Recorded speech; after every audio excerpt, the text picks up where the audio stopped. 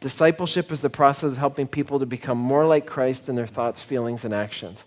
I grew through this process. I grew, again, listening to these men teach doctrines from God's Word. There's another powerful thing that I want you to recognize. We sang 10,000 Reasons this morning.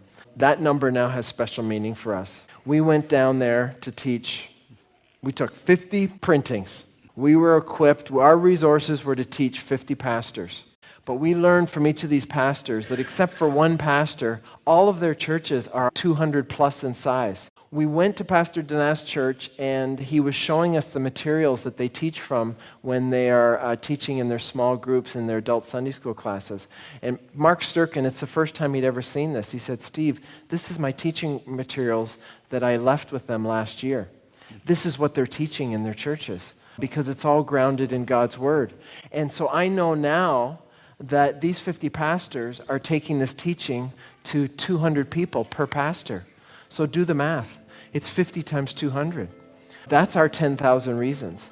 We went down there with limited resources to meet the needs of 50 pastors who needed to be equipped, and God magnified it, and it's going to be 10,000. Jesus asked the disciples, he said, "You feed them something. You give them something to eat. You take the resources you had, which was 5 fishes and 2 loaves, in our human terms, sorely lacking." And it says Jesus blessed it, he broke it, and he gave it to the disciples, and he said, "You go and feed them."